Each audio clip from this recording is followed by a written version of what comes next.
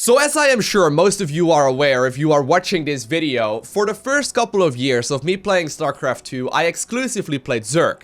However, in particular over the last year and especially over the last couple of months, I've been playing a lot of random. And now that we are maintaining a very solid rank in Master League, I figured it's about time to start sharing some of the basic principles that I have been following for both Terran and Protoss, starting with the Terran pieces today. So in this video, I want to be giving you 4 tips, 4 basic guidelines that will hopefully allow you to improve in your own Terran play as well. And I'm gonna be trying to cover the principles that I have been using to climb the ladder myself and to still continuously improve. So if your goal is to eventually reach Master League, these are the principles that you want to try and maintain, and these are the priorities that you want to try and focus on.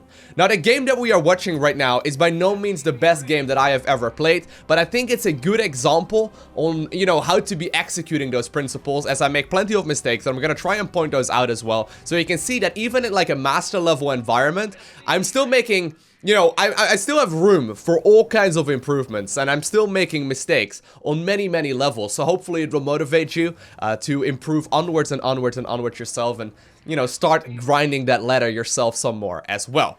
So guideline number 1, and honestly this is a bit of a controversial one, but I would base all of my unit compositions in about 99% of the games that I have played so far around Marines, Marauders, and Medivacs. And I am convinced that if you are playing Marine, Marauder, Medivacs efficiently, you're going to be able to reach Grandmaster League just fine. You don't really need to worry about very many other unit compositions, as Marine, Marauder, Medivac is the gold standard since the very beginning of time. And yes, I do add on, you know, things such as siege tanks whenever I am going up against a Terran player. And yes, I do go for example, a more Marauder heavy composition, and yes, I do go for Liberators in the late game, and yes, I do add on other units such as Ghosts as well against Protoss if they're going caster heavy, but all of it is based around Marine, Marauder, Medivac. And in particular, if you are in one of the lower leagues, stop obsessing over all the little nitty-gritty details. You don't need to do that. Just simply make Marine, Marauder, Medivac, and know that if you are executing it properly, you're going to be a-okay, and you can actually reach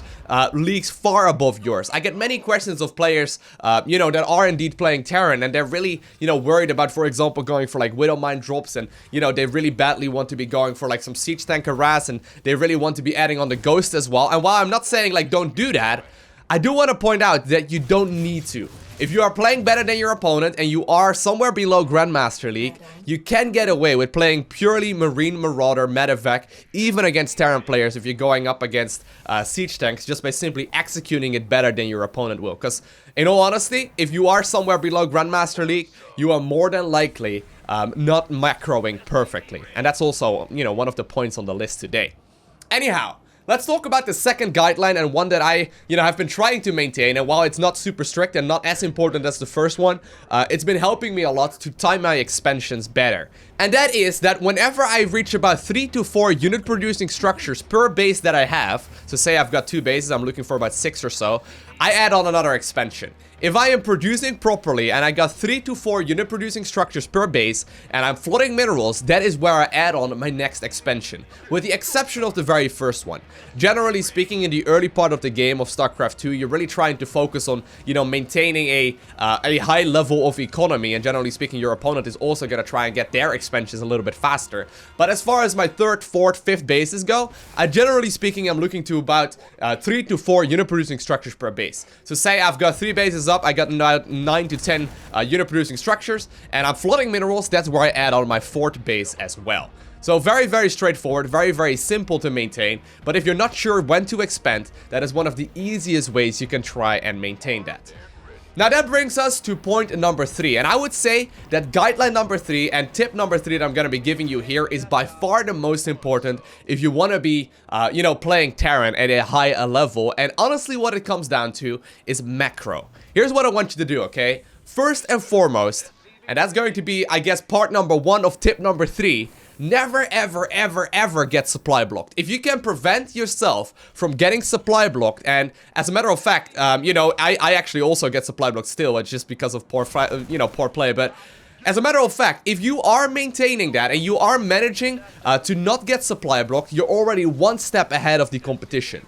And I would say that it's far better to be oversupply than it is to be supply blocked, as obviously that will allow you to really keep on producing more and more units than your opponent will, and it also builds a habit of continuously adding on more and more supply depots. So that's the very first part of the third tip that I can give you for playing Terran. Never ever ever get supply blocked.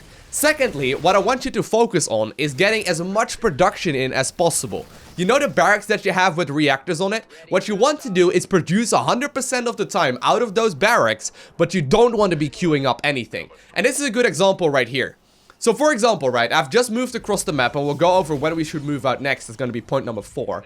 But you may notice I actually went all the way up to like 800 minerals or so right there. And the simple reason for that is that I wasn't producing while I was fighting. And that's a big mistake. You want to try and always maintain that production 100% of the time. Doesn't matter what's going on in the game.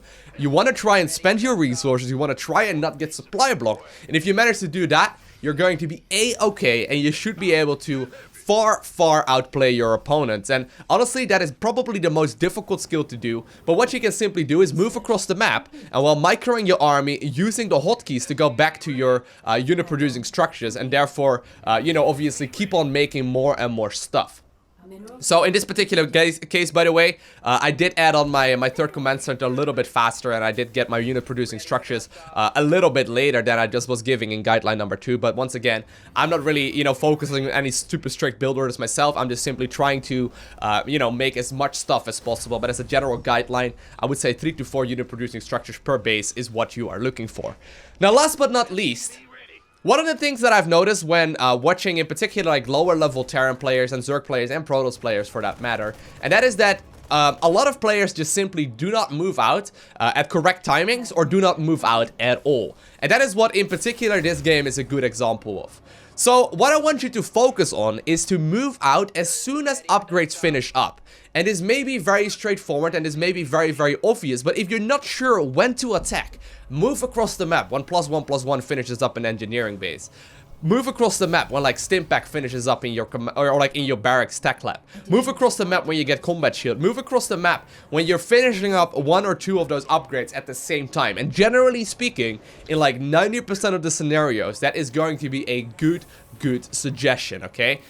As a matter of fact, this game, I make plenty of mistakes, so you will find out very shortly one of the main mistakes that I made this game, and it's a little bit sloppy and a little bit of embarrassing, I suppose. But in this game, the reason why I end up obtaining the victory is because I am moving out when upgrades finished up. So once again, notice, right? Right before 1-1 finishes up, about 10-20 seconds or so before it finishes up, I'm starting to move across the map. And the idea here is that I'm trying to attack right when my opponent is most likely to be unprepared for my upgrades, right? Because if I give him more time here, there's a bigger chance that he will finish up his own upgrades. As a matter of fact, he's already got +1/+1, but that's besides the point. Anyhow, I'm pushing onwards right now that +1/+1 is done. Obviously going to be dodging as much of this as possible, but here's where I make a pretty obvious mistake.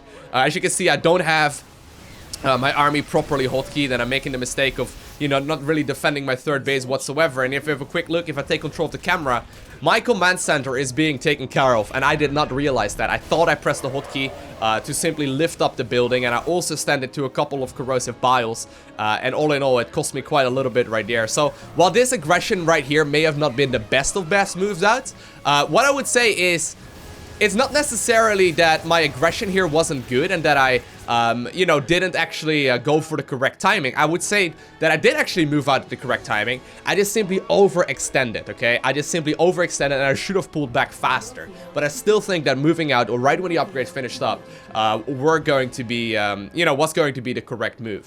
Now, to come back to that point, secondly, I want you to really respect upgrades. In particular, when you're playing Marine Marauder Medivac, the +2/+2 and the +3/+3 upgrades are hugely important. It's absolutely incredible how well the Marine Marauder Medivac composition scales with upgrades. So the engineering bay upgrades are very important, and right now I'm starting up +2/+2. Now I know very well, for example in this game, right, that I am going to be behind, and I know that many players will have the gut instinct right here to just simply sit back and wait until they're maxed out and then push. But honestly, in most scenarios, that's going to be a mistake. Base your attacks not around you maxing out, but base your attacks around you finishing up upgrades. So to recap all of the tips that I've been giving so far in this video. First and foremost, base your army compositions around Marine, Marauder, Medivac. Secondly, base your expansion timings around the amount of unit producing structures that you have.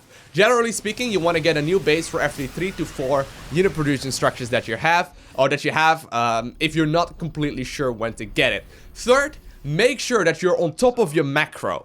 Focus on getting not supply blocked, focus on making units, focus on producing 100% of the time, and focus on also producing when you're under pressure, when you're attacking, when you're fighting your opponent. Focus on making as much stuff as you possibly can. And then tip number 4, push out when upgrades finish up, because you're going to be able to just simply do a lot more damage that way, and there's a much bigger chance of your opponent being caught off guard.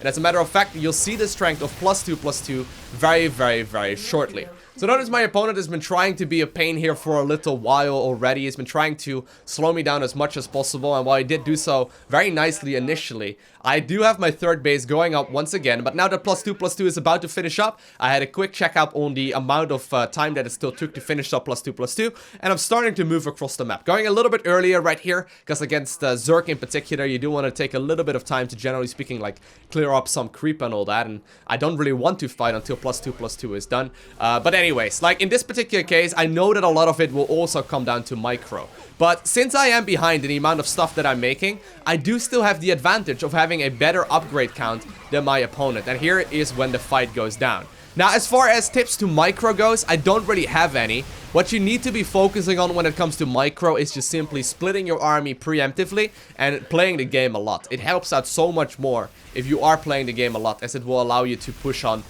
far more confidently, and you can read situations a little bit better. But notice, I pushed out right when +2/+2 finished, and it turned out that this is right before my opponent finishes up his Ultralisk upgrades as well. And as you may be aware, against Ultralisk, generally speaking, you're gonna need some Liberator play to properly pull that off. And in this particular case, you can see that my opponent indeed does have a couple of Ultras out, but they're not fully upgraded yet, and it turns out that +2/+2 was indeed the correct timing to move out at. So I hope this video gave you at the very least a couple of tips on how to be improving with Terran. Focus on production, focus on these guidelines, and generally speaking, you should be able to climb the ladder up to Master League at the very least with relative ease.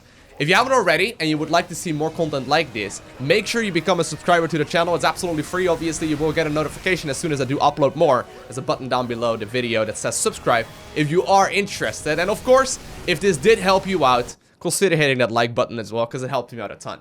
And other than that, I want to thank you all for watching. Have an amazing day. Do not forget to smile, alright? And I will see you in the next one.